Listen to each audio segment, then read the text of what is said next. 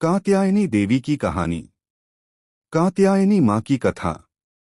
आइए कथा को सुनते हैं।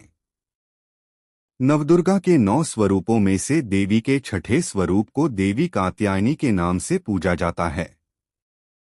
माता कात्यायनी की पूजा नवरात्रि के छठे दिन यानी षष्ठी को बड़े धूमधाम से की जाती है। देवी की महिमा को लेकर 2 कथाएं हिंदू धर्म में अत्यंत प्रचलित हैं। देवी के इस स्वरूप की महात्म्य कथा ऋषि कात्यायन से जुड़ी होने के कारण उनका नाम कात्यायनी पड़ा। वहीं देवी कात्यायनी की महिमा कथा दुराचारी महिषासुर के वध से भी जुड़ी हुई है। आइए जानते हैं देवी कात्यायनी की महिमा की रोमहर्षक कथा। कथा देवी कात्यायनी का स्वरूप अत्यंत उज्ज्वल और ज्योतिर्मय है। इस स्वरूप में देवी की 4 भुजाएं हैं। इनमें से दाएं तरफ की ऊपर वाली भुजा अभय मुद्रा में है और नीचे वाली भुजा वर मुद्रा में।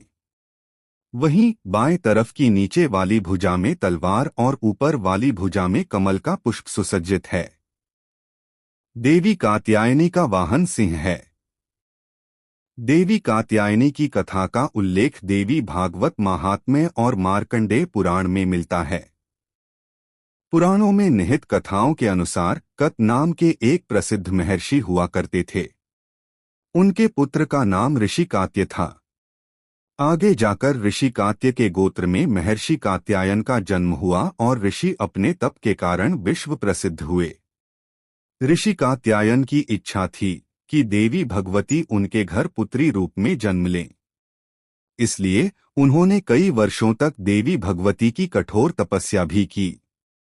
मान्यता है कि ऋषि कात्यायन की ऐसी एकनिष्ठ तपस्या से प्रसन्न होकर देवी भगवती ने तब उनकी इच्छा का मान रखते हुए उनके घर पर जन्म लिया। ऋषि कात्यायन की पुत्री होने के कारण ही देवी भगवती देवी कात्यायनी कहलाईं। महर्षि कात्यायन ने बड़े प्रेम से देवी कात्यायनी का पालन पोषण किया था। कुछ समय पश्चात पृथ्वी पर दुराचारी महिषासुर का उपद्रव सारी सीमाएं लांघ रहा था।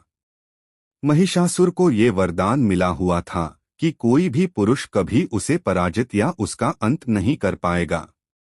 इसलिए उसे किसी का डर नहीं था और देखते ही देखते उसने देवलोक पर भी अपना कब्जा कर लिया था।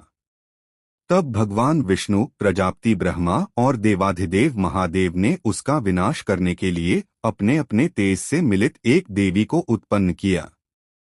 मान्यता है कि महर्षि कात्यायन ने ही इस देवी की सर्वप्रथम विधिवत पूजा की थी, इसलिए देवी को कात्यायनी के नाम से जाना गया। वहीं देवी कात्यायनी से जुड़ी एक अन्य पौराणिक कथा के अनुसार देवी की उत्पत्ति महर्षि कात्यायन के यहाँ आश्विन महीने की कृष्ण चतुर्दशी को हुई थी। इसके बाद महर्षि ने शुक्ल सप्तमी, अष्टमी और नवमी तक देवी की अपने आश्रम में विधिवत पूजा अर्चना की और दशमी को देवी के इस स्वरूप ने महिषासुर का वध किया था। यही कारण है कि देवी के इस स्वरूप को देवी कात्यायनी के नाम से जाना गया था। महिषासुर का अंत करने के कारण देवी को महिषासुर मर्दिनी के नाम से भी जाना गया। इसके अलावा देवी कात्यायनी से जुड़ी एक और मान्यता ये भी है कि देवी दुर्गा का यह स्वरूप अमोघ फलदायिनी है। ब्रज की गोपियों ने करुणावतार श्री कृष्ण को अपने पति के रूप में पाने के लिए कालिंदी यमुना के किनारे देवी कात्यायनी की ही आराधना की थी।